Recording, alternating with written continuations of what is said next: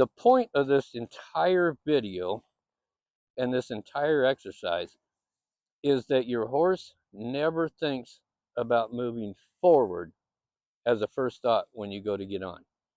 All right, guys, so I've had this question, and I just saw a comment just the other day, or a video the other day, about what do I do about my horse walking off when I go to try to get on. This is very common, but I'm going to explain it. So he has a tendency to maybe take a couple steps, and I'm going to show you exactly what that looks like, and I'm going to show you exactly what most people do, and then I'll show you what we do. So I'm just going to go ahead and get on him, and I'm kind of hoping that he doesn't, but I'm hoping for this video that he actually does walk off. I'm not going to gather him up. I know a lot of people do that. They want to hold on to their horses, and I'll explain all that here in a second. But I'm gonna go ahead and grab hold of the rein, but I'm not gonna hold on to him. But I'll get on him, see what he does. If he walks off, I'll show you how to correct it. But first, I'm going to show you what most people do, and that way you can kind of see the difference between what works and what doesn't, at least for us. So I'm going to go ahead and jump up on him. I'm not holding him. And a lot of times people, you guys might even have a problem just getting your foot in the stirrup and he's already walking off. So the first thing you're thinking is, I got to pick the reins up. I'm going to explain all that as soon as I get on.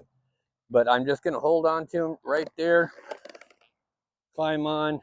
He didn't make a mistake, but I'm going to demonstrate. I'm going to actually make him move off. And what most people will do is, oh, ho, ho, whoa, whoa, whoa. And then they'll back him up, back him up, back him up. Okay. The more you do that, the more you'll end up with what's called a rubber band effect. Okay. So the more that you have to pick up on your horse, so the horse walks off and you pick up, pull him back.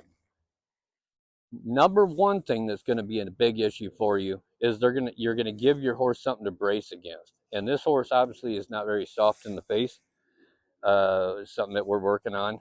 But what you'll end up with is a horse that'll walk forward, you pick up, you back up, the horse walks forward, you pick up, back up.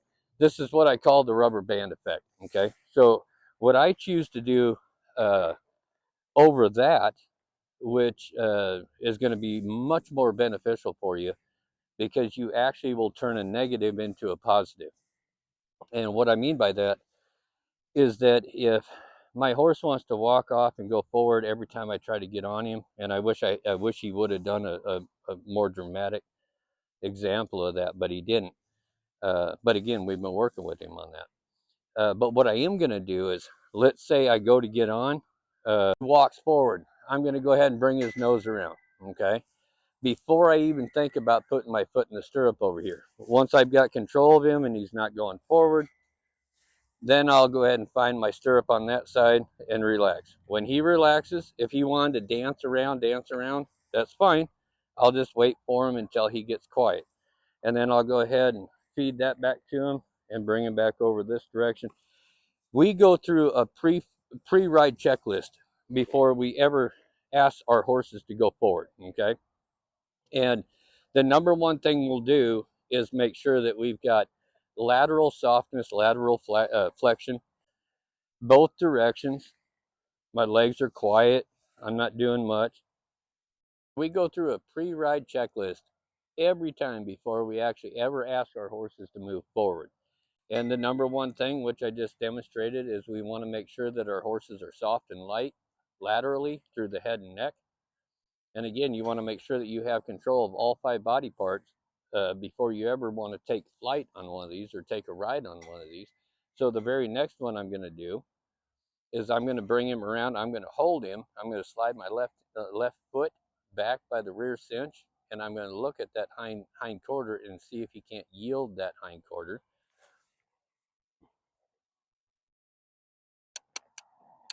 There you go, bud. There you go. Now, do you have to go all the way around? No, not necessarily. Is it a good idea? Absolutely. You want to do that both directions. And if you'll notice, the horse didn't actually start moving his body until I made a difference, or a different shape. There we go. He had a hard time there. He wanted to walk off. The very next thing I'm going to do is I'm going to ask him to move his forequarters all the way over. So I'm going to gather up the reins, and just lay that neck rein, lay that right leg, and ask him for the forequarters.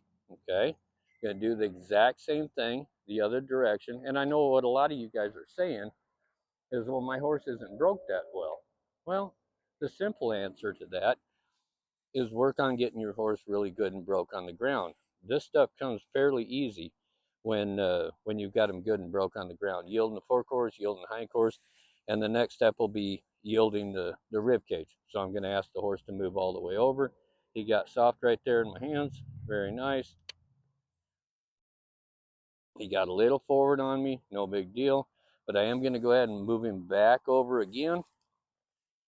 So the point of this entire video and this entire exercise is that your horse never thinks about moving forward as a first thought when you go to get on. So if you have control of the head and neck and the shoulder, the hindquarters, the rib cage, those are things that you go through every single day before you ever take a step. And this stuff can happen very, very quickly. So I mean, literally within 30 seconds, you can have all the components checked, and then you sit. And I have what I call the 5-second rule. You sit there and count 1,000, 2, 1,000, 3, 1,000, 4, 1,000, 5, 1,000 before I ever pick the reins up and ask my horse to move forward. Okay, so if you have a horse that when you are trying to get on and the horse wants to keep taking off and you keep pulling straight back on those reins, what normally happens is he's pretty good about, we've been working with him, but he's going to lean into your hands, and then you get your feet situated, and then you drop your rein, and then off you go. You let him do that. Okay, we don't want to do that. There, he got sticky with his face, so I just helped him come back down again. But my point is that if you sit there and you go ahead and you grab hold of your reins like that, he should be backing up, which is what he's doing. But then you go and you fumble around and you're holding on to him. You can see in his face right there, in his mouth, and then you go over here and you mess with that stirrup, and then he's still dancing around, and then you go, okay, I'm on there, and then let him go. You're teaching him how to lean into pressure, and you're teaching him how to anticipate what you're going to do. And what'll happen after that is you'll get to the point where you got your reins gathered up and you start doing this, and he's already moving. Okay, so you want to make sure that when you get on him, you've got a loose rein. We can correct the issue after we get on. So I want to make sure that I can get up on him, and then as soon as he wants to go and move off, I'm just going to go ahead and bring him around to the side, and then I'll bring him back over this side, and then I'll go through all the body parts, go through the hindquarters, the shoulders, and the rib cage, and until he can stand here quietly, I don't go anywhere. All right, guys, hopefully that helped you. Like always, stay safe, stay in the saddle.